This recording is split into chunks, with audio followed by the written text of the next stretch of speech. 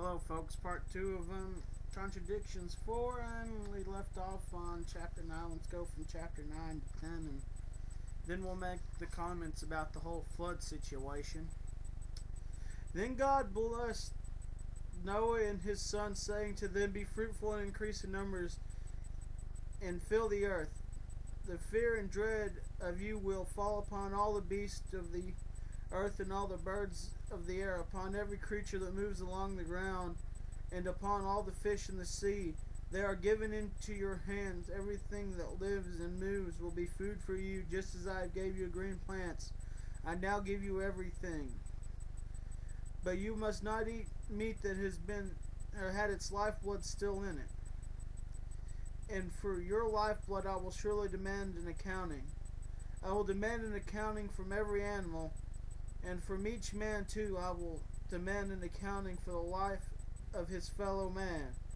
Whoever sheds the blood of man, by man shall his blood be shed. For in the image of God has God made man. As far as you, be fruitful and increase in numbers, multiply on the earth and increase upon it." Then God said to Noah and to his sons with him, "I now establish my covenant with you and with your descendants after you, and with every living creature that was with you, the birds and the livestock and all the wild animals, all those that came out of the ark with you. Every living creature on earth that I establish my covenant with you. Never again will all life be cut off by the waters of a flood. Never again will there be a flood to destroy the earth." And God said, "This is a sign of the covenant I am making between me and you and every living creature with you, a covenant for all generations to come. I have set my rainbow in the clouds, and it will be the sign of the covenant between me and the earth.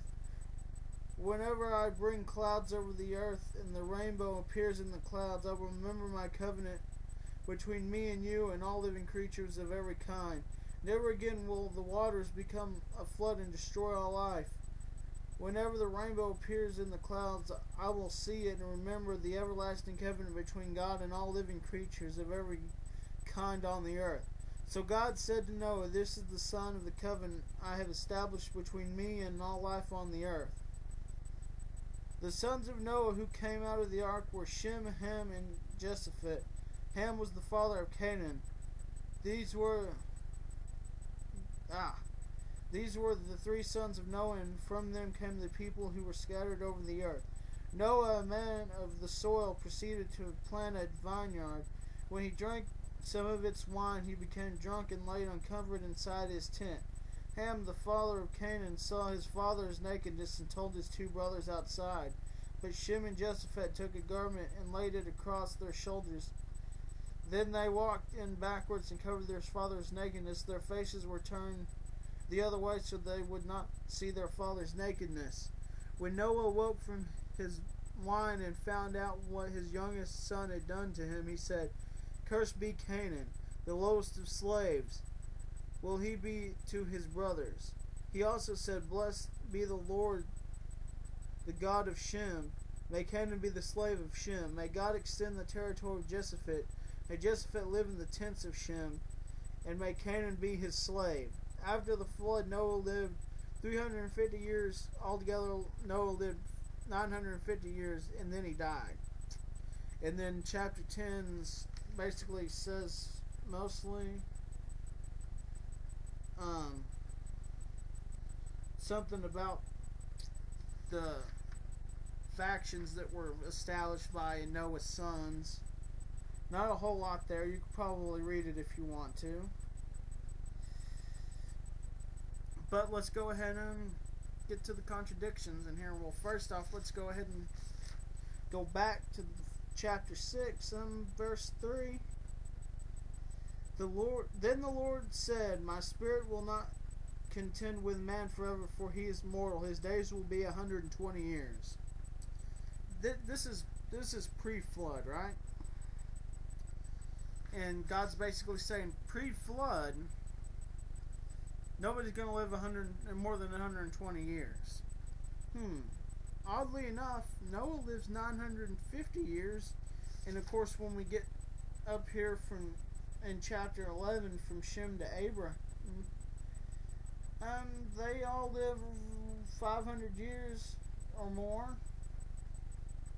Oddly enough, that's well over the 120 God apparently says that he's going to set man's death at in chapter 6. So that's obviously a pretty big contradiction. Let's get to the animals, the pairs of animals. All the unclean animals, there were only a pair, just one male, one female. I want all you creationists out there to do an experiment for me. Take 2 dogs, just any 2 dogs, it doesn't really matter, one male and one female obviously, and put them in some sort of fenced off area from all other breedable dogs, so that they only have themselves to breed with, and their children only have all them to breed with, and so on and so forth, and let this go on for about 5-6 years. If they survive that long, I'd kind of almost be surprised, because I can assure you they're all going to be retarded babies after a few generations, because that's what inbreeding does. And anyone who's smart enough to know knows that. And how exactly do you explain how that didn't happen with all the unclean animals? I mean, even the humans. You have Noah and his wife, and you have his 3 sons and their wives. That means all their kids to breed with each other, they're going to be pretty closely related. That means it's not going to take too many generations before you start having retard babies. I don't think that's going to work too well, do you? I can assure you that's not going to work too well. Plus, I thought God was all-powerful and all-knowing, and it basically says in here, at the flood, you know, God said, I will wipe mankind, whom I have created from the face of the earth, men and animals and all the creatures moving along the ground and the birds in the air, for I am grieved that I have made them. Basically, he's saying he fucked up. How could your all-powerful, all-knowing, omniscient God fuck up? That's what I want to know. Unless he wasn't all-powerful and omniscient. And speaking of all-powerful and omniscient, when you look at Genesis, you know, the whole fall of man, the eating from the tree. Apparently, if God's all-knowing and omniscient and omnipresent, if he's omnipresent, then he was watching. He was sitting on his omnipresent ass when the snake, which does not say anywhere in this book that he's the devil, although most of you seem to think he was. In fact, let me go ahead and quote exactly.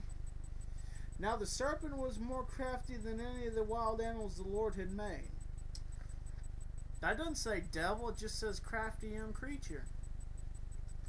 But anyway, God sat on his omnipresent ass when Eve picked that fruit and ate of it. He just watched and said, oh well, fuck it. Let's let mankind screw up and go to hell. I don't give a damn. That doesn't sound like a very loving God to me. And of course, at the same time, he did the exact same thing when Cain killed Abel. He just sat on his omnipresent ass watching that. Wow, your God's really nice, huh? I'd love to have him as my God. I just hope nobody tries to kill me while he's sitting on his omnipresent ass. Just thought I'd like to let y'all know a little bit about how powerful your God seems to be. Powerful enough to decide to wipe all mankind off the planet, but not quite powerful enough to decide to stop a snake from talking Eve into taking a bite of the apple. Oh well.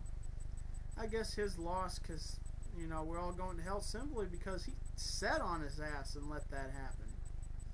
Oh well. God's loss, not ours.